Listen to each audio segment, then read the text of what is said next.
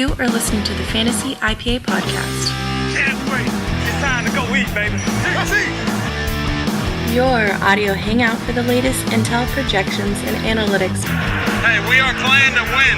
I'm in a league of my own. They ain't ready for me.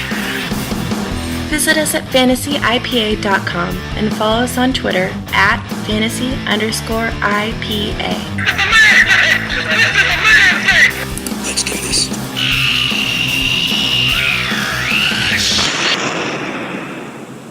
And welcome to another episode of the Fantasy IPA Podcast.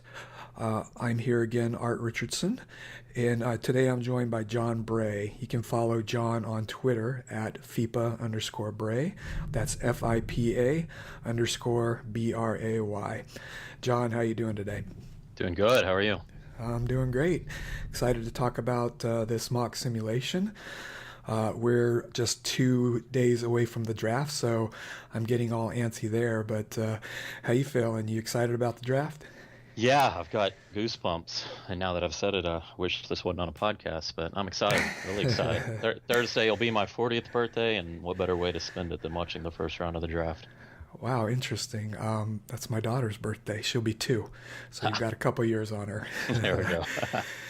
But so excited today because we're doing part 2 of this series where we're talking about a mock simulation that we ran. John actually had the 9th pick, so 1.9, and we'll be kind of going through his thought process, his strategy as he entered this draft. So really excited to discuss this mock simulation where we handed out picks to John and Jamie.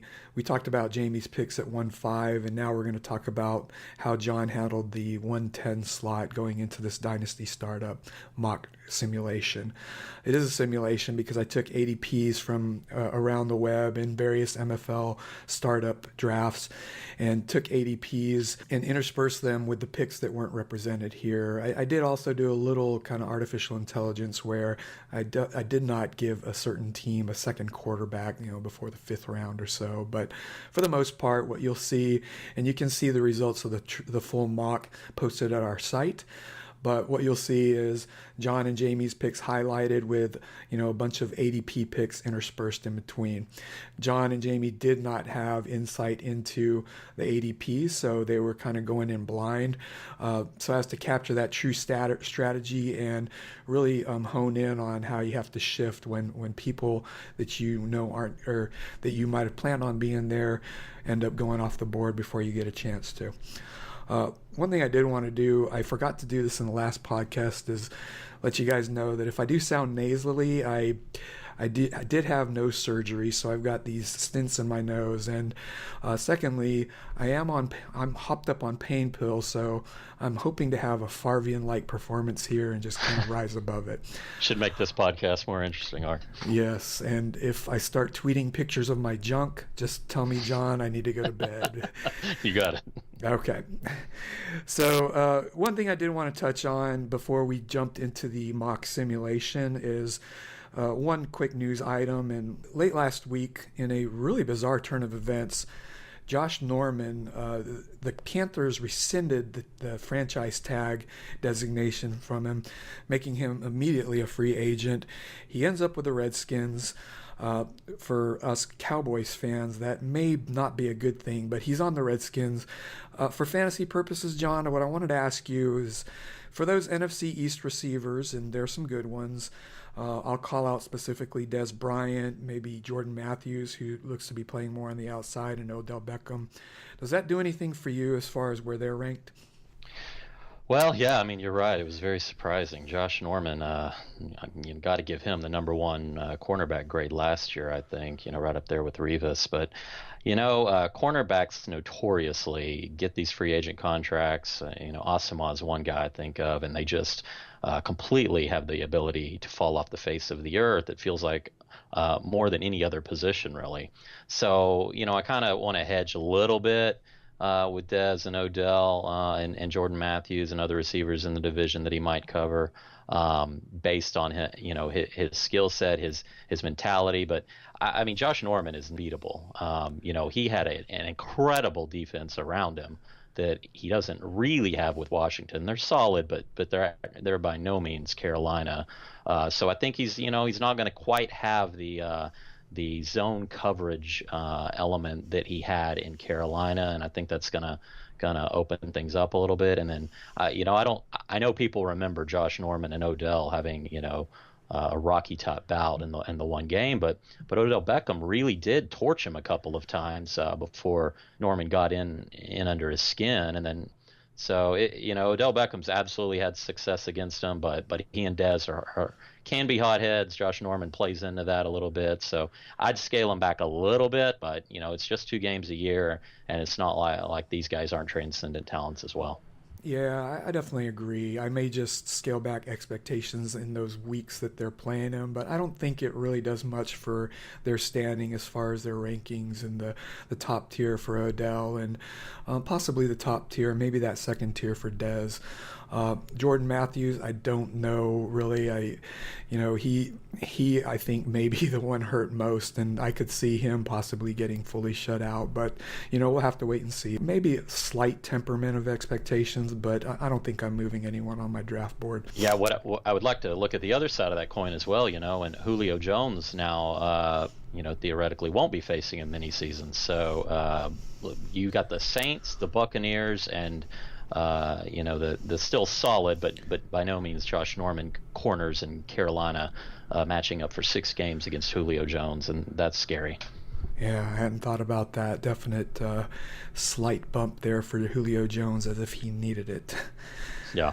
All right, so let's go ahead and move into the mock. You had the 10th pick, John, and when you got that pick, first off, did you have a strategy coming in once you found out you had that 10th pick? Yeah, a little bit. It's I think in a dynasty format where you have a snake draft like this, I just think the earlier the better you can pick. Get as many top guys as you can. So it's a little tougher, I think, in the back end of the draft. I knew I was going to go receiver almost certainly, unless Gurley or Le'Veon Bell fell to me. I was going wide receiver with pick 1. But then after that, it kind of went away. I didn't expect. So while I had a little bit more of a strategy than what played out, overall, I'm still pretty happy with the way it did turn out. All right. Well, you mentioned the wide receivers, and the first 4 picks were wide receivers: Odell Beckham, Antonio, DeAndre Hopkins, Julio Jones. Then the first running back went with Gurley, followed by Allen Robinson. Amari Cooper breaking into that top 10 of the Dynasty ADP. Le'Veon Bell, no doubt he's fallen a little bit, probably based on injuries, and then Gronk at 9. And that led to your pick with Des Bryant. So talk about your thought process there and why you ended up going with Des. Yeah, so this was obviously a tough choice. I thought there was a long outside chance I'd have an Allen Robinson, Amari Cooper look as well. But really for me, it boiled down to Dez, Sammy Watkins, and A.J. Green here. When I look at Dez, he's definitely coming off a tough year. Injuries to both himself and Romo. The team as a whole did not even approach expectations. And then Dez was very frustrated playing with, probably the worst quarterback situation in the league. So I think that's what's on the forefront of a lot of people's minds. But you look at the 3 years prior, and the guy averaged 91 catches, just over 1,300 yards, and 14 touchdowns. While Sammy Watkins absolutely, projects to be a top 5 or so receiver down the line. And he hasn't approached those numbers just yet in his first 2 years. And then you kind of compare the quarterbacks. Romo's older, certainly. If the collarbones are repaired, then I'd say you might get 2 or 3 more good years out of him. I think the Cowboys are motivated, so this should be a big bounce back year, I anticipate, for their team, especially the passing game. And then with Sammy Watkins, he's still in a situation where let's run the ball first. You've got a quarterback that exceeded expectations, absolutely throwing the ball, but it's still Tyrod Taylor. This guy runs. He's got LaShawn McCoy coming out of the backfield. He's got Charles Clay. He's got, in my opinion, a better second receiver than what Dallas has to offer in Terrence Williams. So Dez is going to, I feel, in 2016 in particular, and probably another year or two, as long as Romo's playing, be targeted very heavily, and expect last year to be more the blip on the radar than how he had performed the previous 3 years. So that's where I went. I'd say AJ Green, one more point, was a tougher call than maybe Bryant versus Watkins. AJ Green and Des Bryant look a lot alike to me. AJ Green's been a little more consistent, but without quite the upside in a couple of seasons. So it's really a gut feel, and you can call me a Cowboys homer if you want, but I went with Des. Okay, Cowboys homer. You also mentioned that you were kind of locked in on receiver, but Gronk went right before your pick. Would you have given consideration to Gronk if he'd have fallen? No, I really don't think so. I mean, I think, he's had a couple of injuries now. I mean, he's not old, but, he's not the youngest tight end either. And with New England, trading for Martellus Bennett, that you never know exactly how they're going to run their offense. It felt like a couple times they went away from Gronk when I expected them to fully exploit him. It's just, the gap from Gronk to the tight ends I felt I could get later is narrowing, and with the wide receivers, I think you've got to come away in a dynasty format like this with the wide receiver one if you really want to be that competitive. Yeah, okay. And then speaking of young wide receivers, one guy that you did not mention was Mike Evans. What's your take on him here? I thought you might ask that.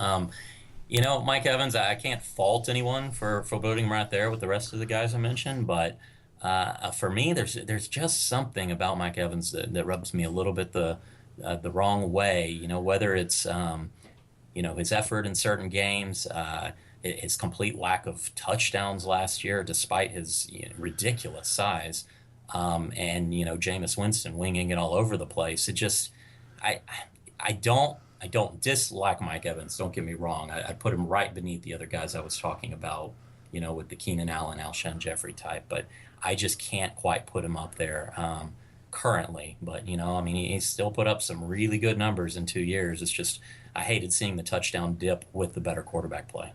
By the way, once again, you can see all of these picks at our site where we've posted the results of these mock drafts. I've even gone so far as to suggest you have it pulled up if you are listening to it online. But after that, between 110 and 2.3, Mike Evans went, Sammy Watkins went, Keenan Allen and A.J. Green, and you went with David Johnson, young stud running back. So tell us about your pick here, John. Yes, so I had a clear-cut top three running backs. Others might make that a slightly larger group, but David Johnson, for me, you can't recall too many rookie years like his at the running back position since his counterpart on his team, Chris Johnson, in 2008, I believe it was. David Johnson, he's going to get you catches. He's playing for, I think arguably the best coach in the NFL. He's still got a couple years out of Carson Palmer and Fitz, or not to mention the young guys like John Brown around him as well. That offense, I don't see it slowing down. They were one of the top two in the league last year, and he's now entrenched himself as a starter. He had 3 games, a 3-game stretch last year towards the end of the season, where just an insane amount of yard touchdown combo. And I think that, the team played some of their best football when he was doing that before they kind of scaled back going into the playoffs. So, 1,000 yards as a rookie running back with 12 touchdowns and all the pass catching he receives. I did not want to go running back there, but considering I had a clear-cut drop-off from there to the rest of the group and knew I wouldn't be picking again for 20-some-odd picks, I went ahead and pulled the trigger. Yeah, David Johnson, coming out, there were questions about his physicality. I think he came out and proved people wrong in that sense. Now, the one thing I might cite here that would make me apprehensive is that we've seen rookie running backs kind of emerge at the second half of the season, or maybe not just rookies. I'll cite like Steve Slayton as a rookie who emerged at the end of his rookie year, then fell off. Maybe even like a C.J. Anderson type who had a really strong end of the year in 2014, fell off in 2015. Who knows if he'll bounce back? But any concerns there with David, any kind of regression from David Johnson?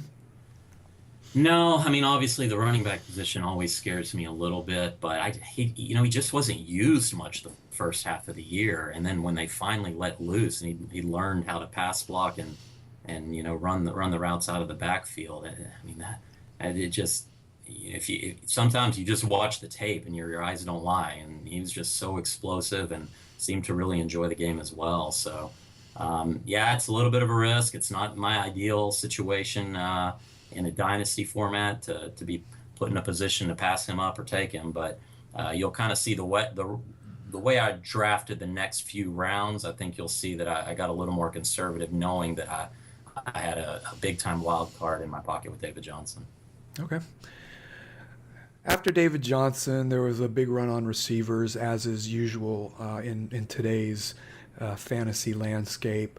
Looks like about 11 receivers went, about 4 different backs. But in the third round, you went ahead and grabbed Aaron Rodgers, your quarterback. So I think one of the main questions here is, with a lot of the community moving to late round quarterbacks, 3 might be a little bit high to take a quarterback, but you took Aaron Rodgers. So talk about what you were thinking and why you ended up grabbing him. Yeah, so this is based a lot on my own personal experience in dynasty play. A solid quarterback can get you a long ways, especially in the beginning of a dynasty format. So if I can pause right now, there's 2 viable strategies for me when you come into dynasty. You either really need to kind of go all in, kind of sacrifice your first couple of years and just invest in a lot of high upside youth types, or in year 1, I think you really want to target being up there in the top couple of teams and establishing a lot of trade pieces. In Dynasty, I think most people experience there's a lot more trading, a lot more camaraderie than some of the redraft formats. So Dynasty trade pieces are very, very valuable. Aaron Rodgers is a guy that I knew would get me in a position where I could be very competitive and in year 1, and then I also want to speak to the same thing with David Johnson. I kind of had a top 3 there. I saw a drop off from Rodgers to Russell Wilson being my 4th option, and just kind of wanted to corner the market on something that I could ignore a little bit for the next few rounds and build up positions where I probably would be lacking, which now clearly wasn't my strategy, but it's going to be wide receiver. And I did some of the same in the 4th round, another situation where I had a top 3 and the first 2 were gone. So I'm grabbing my 3rd, and then I have 2 positions now that I just don't need to pay attention to for quite a while.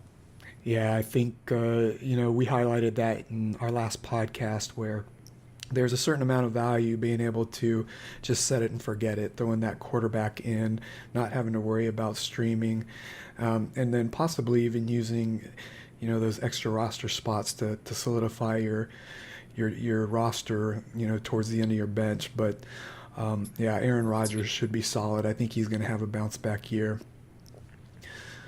But moving on, in the 4th round, once again, your usual receivers and running backs are going in between.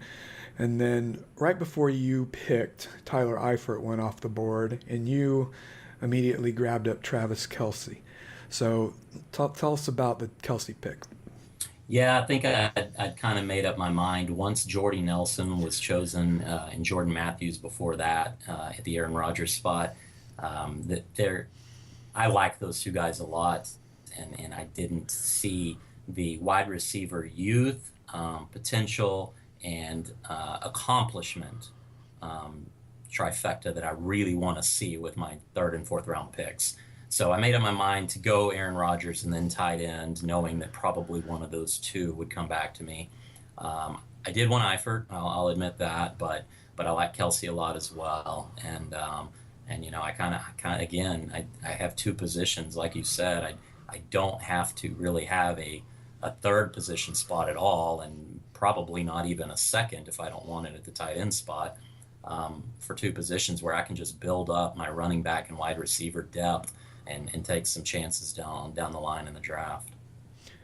Yeah, earlier you touched on the possible risk inherent with David Johnson, and you talked about how you went a little more conservative. And so with Eifert and Gronk off the board, I can definitely see you going Kelsey, but there's probably an upside tight end in Jordan Reed that might have a little bit of a higher ceiling, but I think probably is not as safe. Did that factor into your choice of Kelsey over Jordan Reed, or was it always just Kelsey over Jordan Reed? Yeah, no, I like Reed. I mean, the guy's still young, and I mean, had a huge breakout last year. But you touched on it. It's the injuries. I mean, one or two injuries, I don't consider a fluke. But when you get in Jordan Reed category, and particularly the concussions that the guy's had, that scares me. Especially in a dynasty format, you're not just playing for this year. You're playing for, you really need each player to be viable for your team for 3 years at least, I would say, and hopefully more like 5, unless you intend to trade them all along.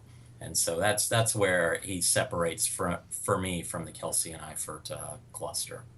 Yeah, and so the second time in as many podcasts we've cited that as you're forming your roster, it really does inform the picks as you go down the line. So, while rankings are nice, you definitely want to at times take a step back and see, if you've got high risk in certain areas and adjust accordingly as you move down the line, and really kind of get a good balance of high risk versus high floor, and high ceiling versus, those people that get you that consistent points week after week. So yeah, I agree with you. Yeah. So moving into the 5th round at 5'10", you grabbed your second running back in Melvin Gordon. So talk about Melvin Gordon, John. Yeah, so my running back strategy. So I guess more broadly, let's speak to the ages. I'm not going to take a wide receiver that's hit his age 30 season in a dynasty format. I'm not going to take a running back that's hit his age 26 season. I like young running backs. I think that their shelf life is really short, and so all of the running backs, on my roster here, you'll see they kind of fit the same mold. They're second, third year guys at most, very young. They have clear-cut playing time right in front of them. If they're not the starter, then they're the second on their roster. And Melvin Gordon, I mean, look, this time last year, I mean, everyone was head over heels with him. He's got some work to do, but he showed some flashes, and his ability to catch the ball out of the backfield, I think, will improve a lot this year. I think he's shown something there in the past, and really, if he can just pick up the pass blocking, then he and Danny Woodhead make a nice 1-2 combination, and an offense that's still going to be pretty productive as long as Phillip Rivers and Antonio Gates and Keenan Allen are out there. Yeah, I think maybe that the pendulum might have swung a little far on Gordon. He's still very young, and players have the ability to develop. I think that we've been kind of spoiled in this day and age where we've had these emerging superstars in year one, but if you have a down rookie year where you're learning, it doesn't necessarily mean your career's over. So, and what's funny, Art, is if you looked at last year's mock draft, I think you'd gladly take Melvin Gordon where I take David Johnson, and then David Johnson wouldn't probably be sniffed where Melvin Gordon is, but not, well, maybe a round or two later. But anyone, I think last year having those two running backs would be pretty happy, and the fact David Johnson came through, and if you flipped their stats from last year, then you would think you'd have a remarkable backfield.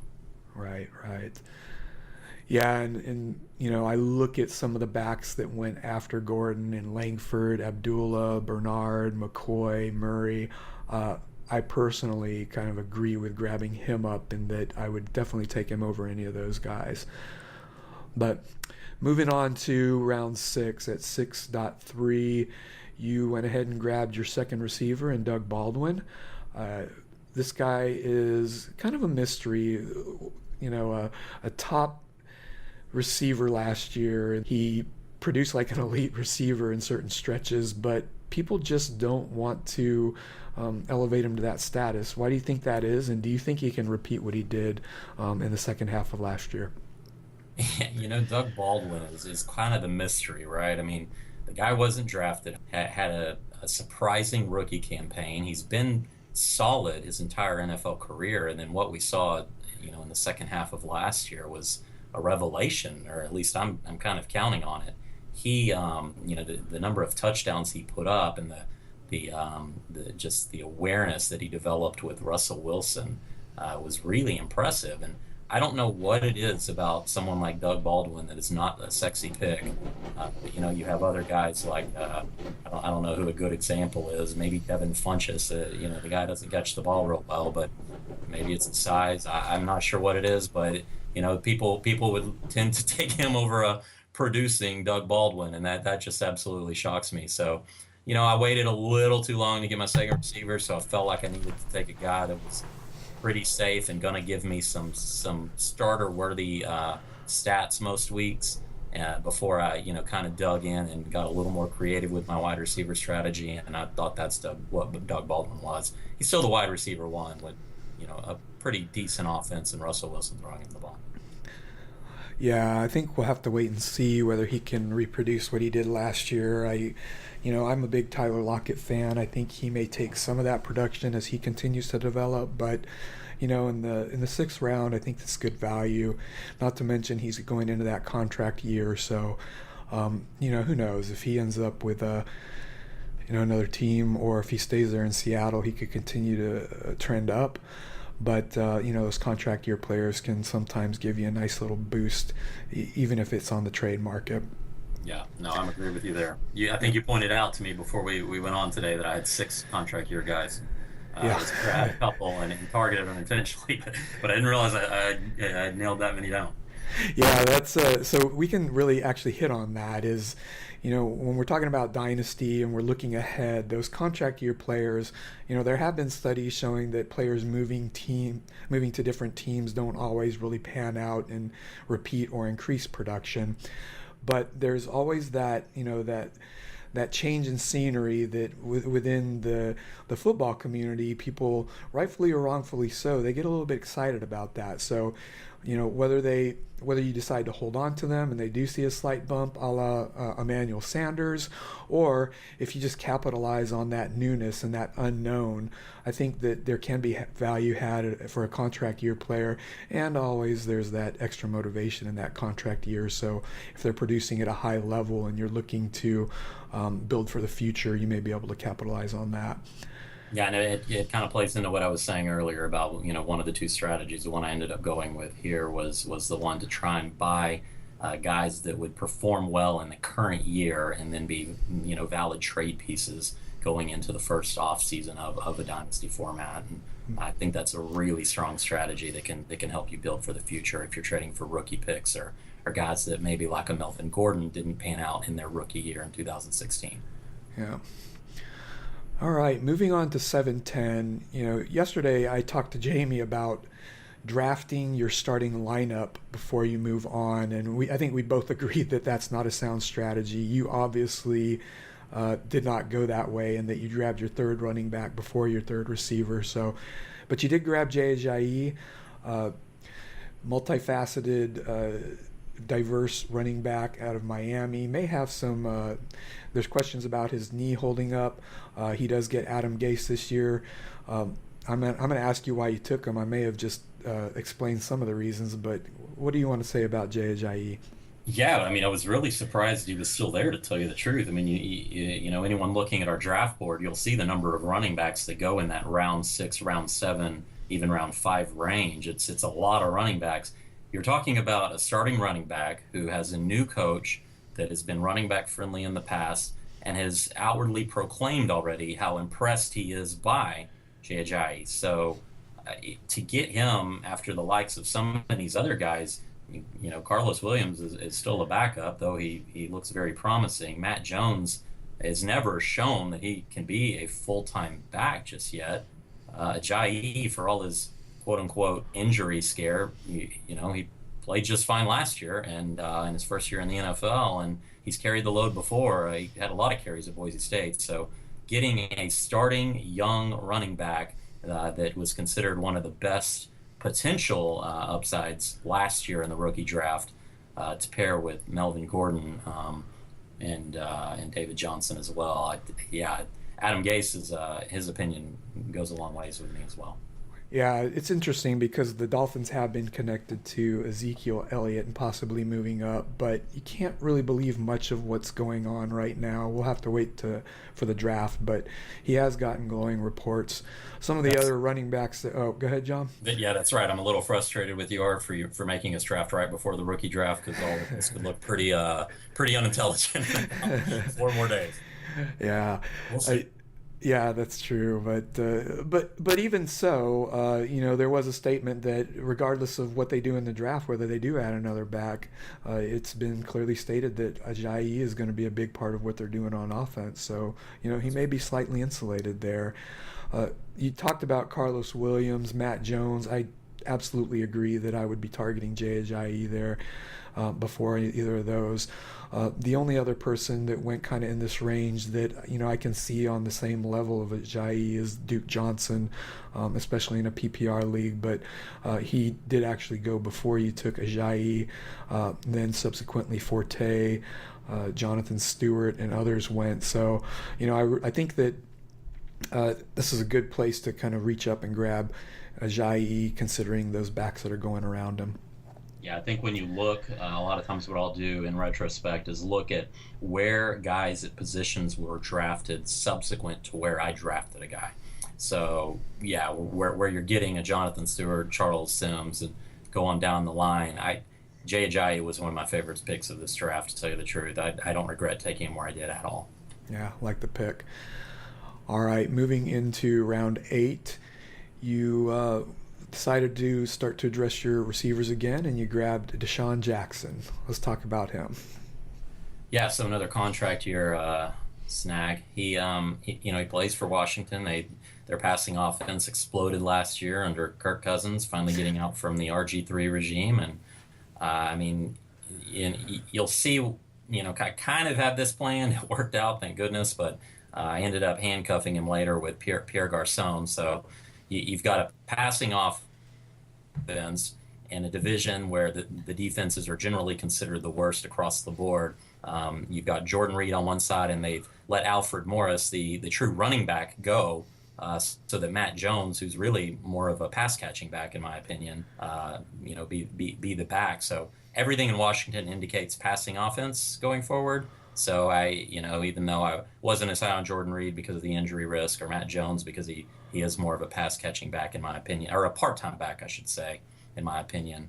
Deshaun Jackson and Pierre Garcon, getting him a couple rounds later, I like that combination, and I'm willing to shed one, in a year if I need to. Yeah, Deshaun Jackson, another polarizing player. I think talent-wise, this is very, very late for him to be going. He's in his second year with Jay Gruden over there. He's driven me crazy in the past. He's one of those guys that I didn't know when to start. He would pop, and then, he'd put up kind of a goose egg the next week. Not sure if that continues. He's one of those guys that's burnt me to where I'm not touching him, but I can definitely see why he would be taken here in the 8th round. I think that's good value. But moving on to the 9th round, you grabbed another receiver here. A slew of actually we've gotten to the point where it's a good mix of receivers and running backs and tight ends going between your Deshaun Jackson pick and your 9th round pick. 4 tight ends went, but it ended up landing you with Kendall Wright at 9-10. So what do you see in Kendall Wright? Yeah, if I'm going to be completely candid, which I'd like to be, this is probably my least favorite pick in the draft. I like Kendall Wright. I think he's very talented, but his offense, combined with the fact that they've got an up-and-coming Dorial Green Beckham, they just picked up Rashard Matthews, who I like a lot. Kendall Wright's one of 3. He's got Delanie Walker, one of the best tight ends in the league, and they're not really a passing offense. So I don't like this pick. I wish I could undo it, but it is what it is. I knew I needed more wide receiver depth, and he was kind of the best on the board. Martavius Bryant was tempting if he would have slid down to me, but that's a little scary, and probably should have gone with someone like a Jamison Crowder or a Jalen Strong, Marcus Wheaton type that had more a clear path to playing time and being a starter in a little bit better passing offense, at least for Wheaton and Crowder, than what Kendall Wright will be. Interesting. I don't think I'm as down on Wright as you might be. I looked at this pick, and the way I looked at it is that, with Rashard Matthews, a big receiver, Dorial Green Beckham, a big receiver. Now they do have Delaney Walker working that underneath area, but I see Kendall Wright as more of that underneath horizontal type receiver that if the offense continues to progress and Mariota turns into that true timing quarterback that is going with that first read, I think Kendall Wright can prosper. He has been kind of inconsistent, so I would like to see what he does in that second year. And then once again, as stated before, he is in a contract year, so if he ends up in another offense where he bumps up to that pure number 2 or possibly even the number 1 slot guy, I think there may be value here. But yeah, I also agree that there were some other good options here. But we'll move on. I appreciate you making me feel better. He will be a starter probably 4 or 5 weeks this year. If we were playing this out, and like I said, I really want to be competitive in year 1 of a dynasty format most times, and again, he could be a trade piece. Yeah. All right, moving on to round 10. You grabbed another running back here, and Isaiah Crowell. So let's talk about Isaiah Crowell. Yeah, if you're not noticing a theme by now, second and third year running backs that are in a starting position. Not that Crowell's necessarily an enviable one, but I do think he's currently listed as a starter above Duke Johnson. Crowell's had flashes. It's Cleveland, right? I mean, he's a starter, so getting a starter this late in a draft at that age is almost unheard of, and I think that speaks to probably what people expect from him. But I have consistency with all my running backs, and it just kind of felt good to have 4 second, third year guys that were all listed as starters to choose from in a dynasty format. Yeah, it's easy to forget that the year Isaiah Crowell came out, he was widely looked at as one of the more talented running backs coming out that year. He had the character concerns, and we kind of saw that play out a little bit with, I don't know what Mike Pettin was doing over there, and with his rotation. But with Hugh Jackson, we'll see if Hugh Jackson looks like the type of guy that can whip someone like that into shape and get the most out of him. And he doesn't lack for talent. He needs to hold on to the ball, yes, but going back to his recruit days and the blue chip type athlete, I think Isaiah Crowell could surprise. And Hugh Jackson has shown that his offenses can at times support 2 running backs. And if you are that red zone back like Isaiah Crowell projects to be, I think there's definitely some value to be had here. Yeah, that's a good point. I should have mentioned the coaching situation. That's about the most ideal situation for a running back, if you had to guess. Yeah. So, John, you alluded to your pick in round 11 at 11:10, and you grabbed Pierre Garçon while you already had Deshaun Jackson in tow. So let's talk about your thought process here. Yeah, really threefold. Another contract year guy, another guy that maybe hasn't performed in the last year or so, consistent with how he had in the past, but he's in a passing offense where the opportunity's ample, and the handcuff as well to Deshaun Jackson. One of those guys is gonna show well, along with probably Jamison Crowder, who's gonna emerge, and then a healthy Jordan Reed, hopefully, all along with Matt Jones. So. I've got a solid piece in the Washington pass offense with 2 later picks at wide receiver position that I was needing some help at. So the other thing in the back of my mind is, I'm taking, guys pushing up against my range on the dynasty wide receiver age.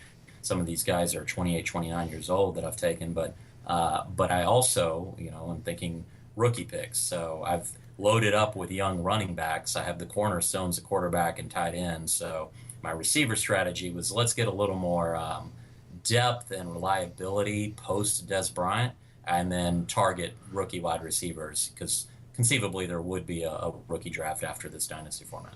Yeah, absolutely. And we actually touched on that last time as well, is that, in today's NFL, while 2014 was just a crazy crazy emergence of wide receiver talent.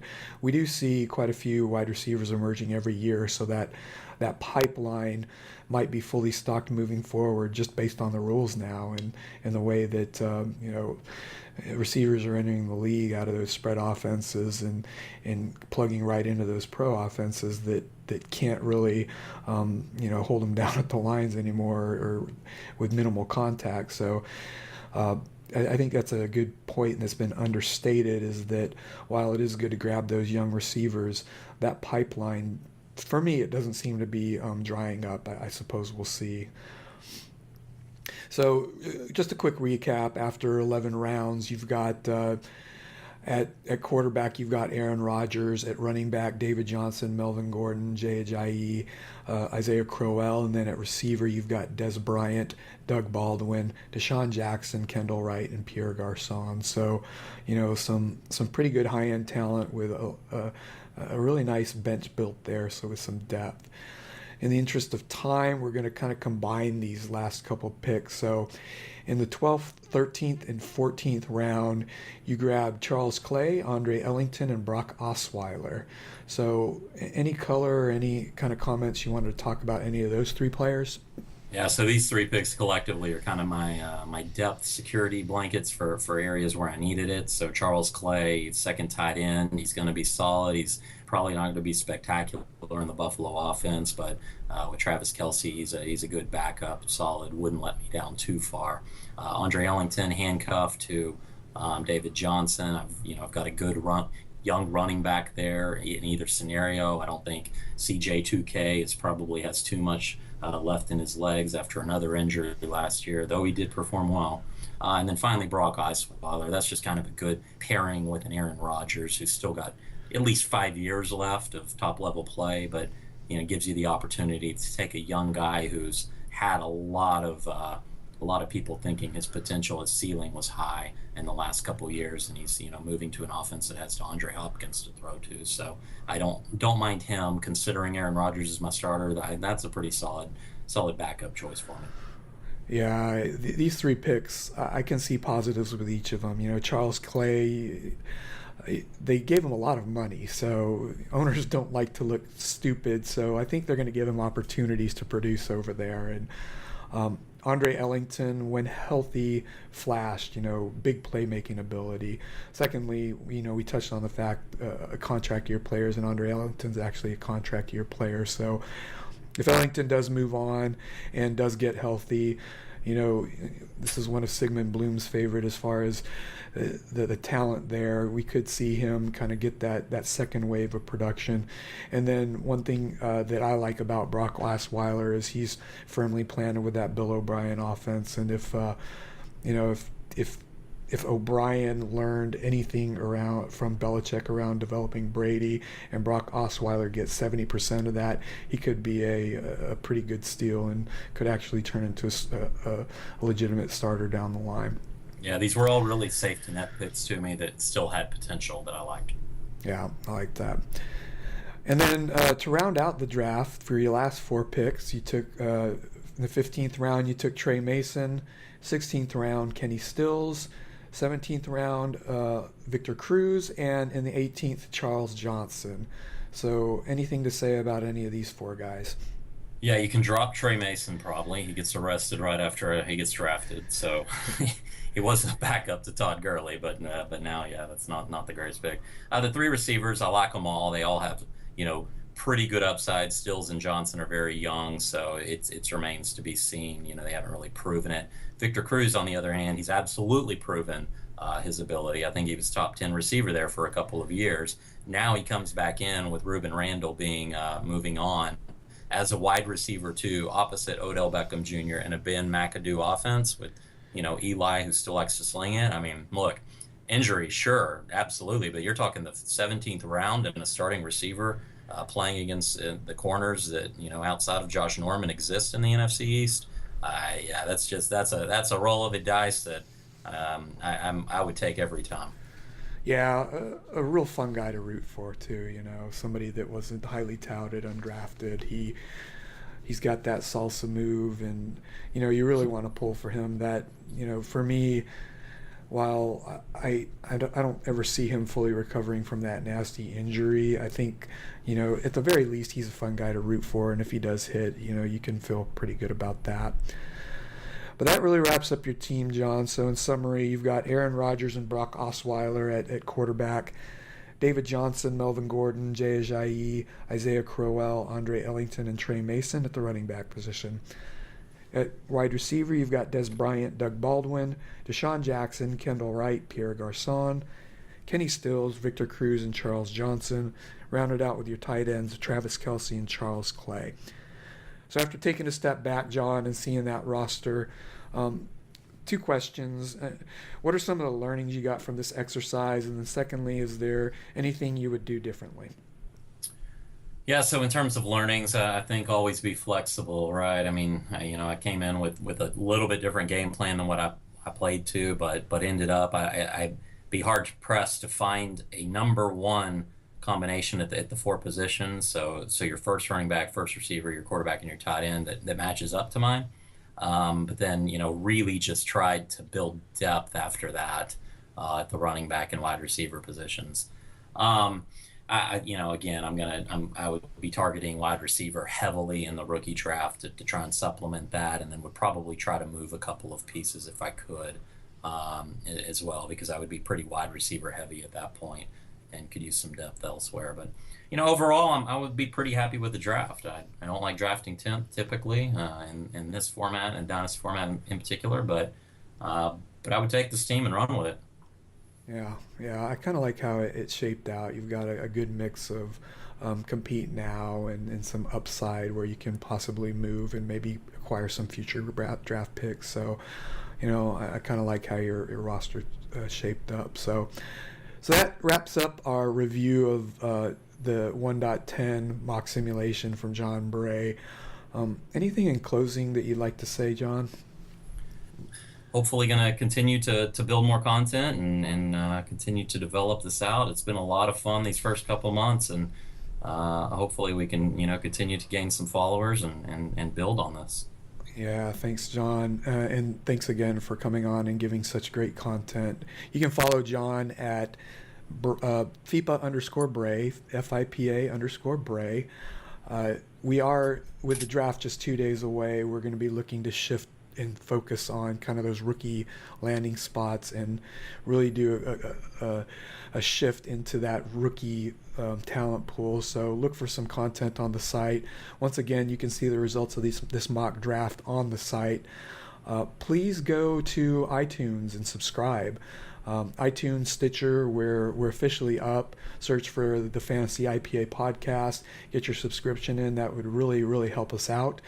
And as we always do in our podcasts, please make sure to visit the site, send us feedback, tweet us questions if you like. We really want to make this interactive with you guys. So for John Bray, this is Art Richardson signing off in the Fantasy IPA Podcast, Episode 4. Thank you for listening to the Fantasy IPA Podcast.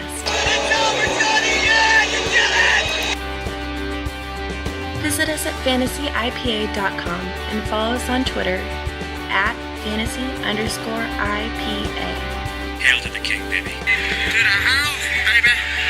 Please subscribe and review at iTunes, Stitcher, or your favorite podcast provider. Call trust. That's called trust. See you next time, and until then, make sure you get you some IPA. Come get some. Get some. Get some. Get some. We just want to say thank you for all the love. And we're out.